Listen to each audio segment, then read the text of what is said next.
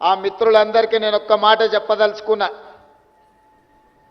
తెలంగాణ ఇక్కడనే ఉంది, తెలంగాణ ఇట్లనే ఉంటుంది.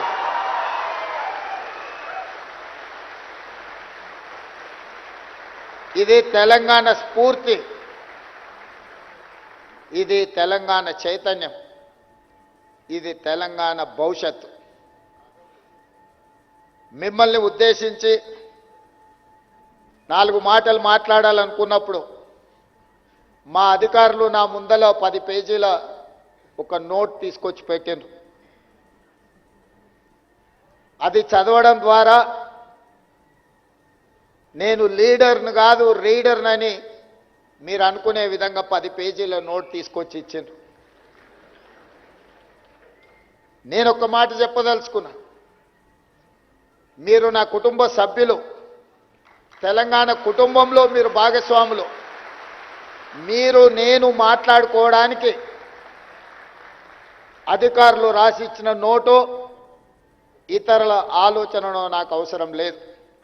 నా మనసులో, నా ఆలోచనలో, నా విధానంలో ఏమున్నదో, మీ భవిష్యత్తుకు ఏమి కావాలనో తెలిసిన మీ సోదరుడిగా, మీలో ఒకడిగా ఈనాడు తెలంగాణ రాష్ట్ర ముఖ్యమంత్రిగా బాధ్యతలు నిర్వహిస్తున్నా. మిత్రులారా, మీకందరికీ తెలుసు తెలంగాణ నేపథ్యం.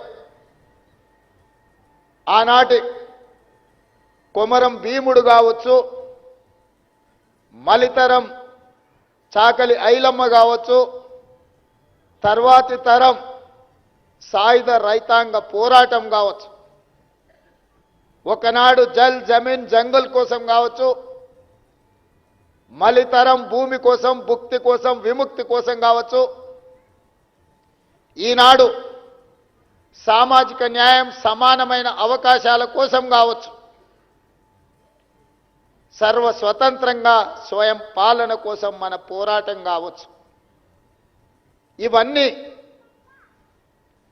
తెలంగాణ సమాజం ఒక చైతన్యంతో కూడిన బాధ్యతతో జరిగిన పోరాటాలు.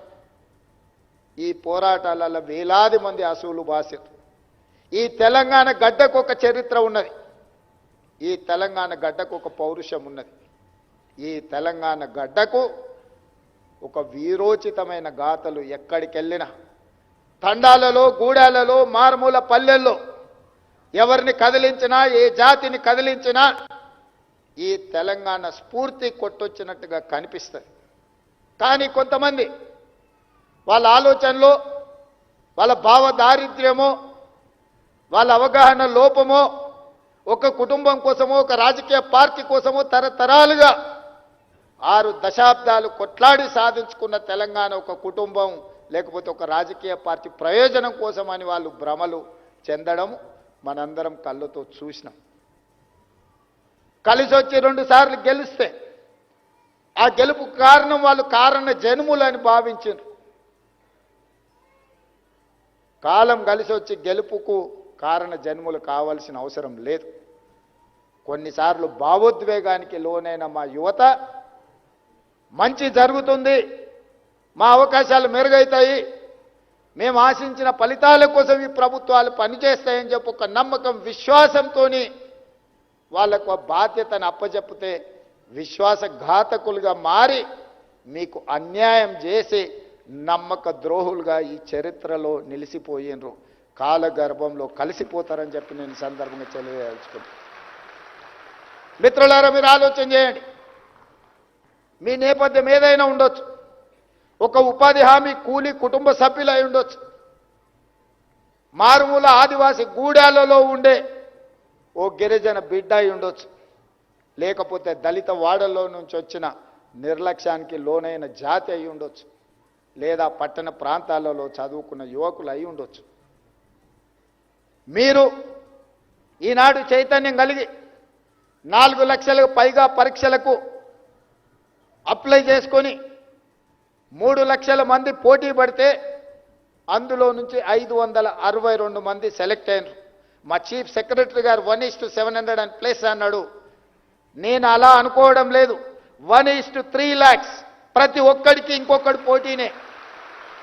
పరీక్షలు రాసిన 3 లక్షల మంది ప్రతి నిరుద్యోగ యువకుడితోని పోటీ పడ్డట్టే. ఇది 1:700+ స్లాట్స్ కింద డివైడ్ చేసి మీకు కాంపిటీషన్ ఎగ్జామ్స్ కండక్ట్ చేసింది కాదు. మిమ్మల్ని ప్రతివాడు పక్కవాడికే పోటీ. అన్న తమ్ముడు పోటీ పరీక్ష రాస్తే అన్నకు తమ్ముడు పోటీ, తమ్ముడికి అన్న పోటీ. 562 మంది ఈరోజు మీరు ఎంపిక అయినరు అని అంటే 3 లక్షల మందితోని పోటీ పడి మీలో ఉన్న నైపుణ్యాన్ని, మీలో ఉన్న చైతన్యాన్ని, మీలో ఉన్న పట్టుదలను ప్రదర్శించి ఈనాడు శిల్పారామం వేదికగా తెలంగాణ రాష్ట్ర అభివృద్ధిలో భాగస్వాములు కావడానికి ఎంపిక అయినరు. వాళ్ళ కుటుంబంలో ఆనాడు నిజామాబాద్ ఎన్నికలలో ప్రజలిచ్చిన తీర్పును కాదని, కుటుంబ సభ్యులకు నిరుద్యోగం ఉండకూడదని 6 నెలలు తిరిగే లోపల రాజకీయ ఉద్యోగం కల్పించింది. వాళ్ళ బంధువులకు కల్పించుకున్నారు. మీరు ఎందుకు మీ కుటుంబ సభ్యులకు ఇచ్చుకున్నారని మనం ఎన్నడూ అడగలే. నీ చేతిలో అధికారం ఉంది, నీ దగ్గర పెత్తనం ఉంది, నువ్వు ఇచ్చుకున్నావులే అని మేము సర్దుకున్నాం. కానీ 2011 ఉమ్మడి రాష్ట్రంలో గ్రూప్ 1 పరీక్షలు నిర్వహిస్తే 2023 వరకు దాదాపుగా 12 సంవత్సరాలు గ్రూప్ 1 పరీక్షలు నిర్వహించలేదంటే, తెలంగాణ రాష్ట్రంలో 10 సంవత్సరాలు పరీక్ష నిర్వహించలేదంటే ఇంత బాధ్యత రహితమైన ప్రభుత్వం ఎక్కడైనా ఉంటుందా? వ్యక్తులు ఎవరైనా ఉంటారా? వాళ్ళ ఉద్యమకారులని నేను అడుగుతున్నా. ఏ ఉద్యమం, ఏ శ్రీకాంతాచారి, ఏ ఈశాన్ రెడ్డి, ఏ కానిస్టేబుల్ కిష్టయ్య, ఏ యాదయ్య, ఏ యాదిరెడ్డి ఎర్రకోట ముందల ఉరికొయ్యలకు వేలాడి సాధించిన తెలంగాణ స్ఫూర్తి ఎక్కడున్నది మీలో? శ్రీకాంతాచారిని మీరు మర్చిపోయి ఉండొచ్చు, కానిస్టేబుల్ కిష్టయ్యని మీరు మర్చిపోయి ఉండొచ్చు, ఈశాన్ రెడ్డి, వేణుగోపాల్ రెడ్డిని మీరు మర్చిపోయి ఉండొచ్చు. యాదయ్యను ఉస్మానియా యూనివర్సిటీ గేట్ల దగ్గర ఆనాడు పాలకులు నియంత్రిస్తే పెట్రోల్ పోసుకొని తగలబెట్టుకొని జై తెలంగాణ అని తెలంగాణ రాష్ట్రాన్ని సాధించింది వాళ్ళ కుటుంబ ప్రయోజనాల కోసం కాదు. లక్షలాది నిరుద్యోగ యువకులు తెలంగాణలో, తెలంగాణ రాష్ట్ర సాధనలో వాళ్ళు బాగుపడతారని వాళ్ళు త్యాగాలు చేసింది. ఏ ఒక్కరోజైనా ఈ పోటీ పరీక్షలు నిర్వహించాలన్న ఆలోచన మీకు వచ్చిందా? నిర్వహించకపోను తెలంగాణ పబ్లిక్ సర్వీస్ కమిషన్ని అంగడి సరుకుగా మార్చి గ్రూప్ 1 ఉద్యోగ నియామకాలు ఈరోజు మీరు గ్రూప్ 1 ఆఫీసర్లుగా మిమ్మల్ని నియమించే బాధ్యత పబ్లిక్ సర్వీస్ కమిషన్లో ఎవరినేసిందా అంటే మెంబర్స్గా ఆర్ఎంపీ డాక్టర్. నేను వాళ్ళని తక్కువ చేయడం లేదు. వాళ్ళకున్న విజ్డమ్ ఎంత, వాళ్ళకున్న నాలెడ్జ్ ఎంత.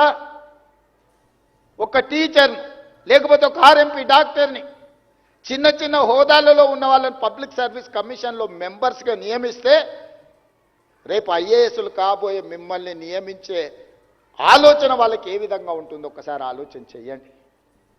అందుకే ఆనాడు వాళ్ళు నిర్వహించిన పరీక్షలు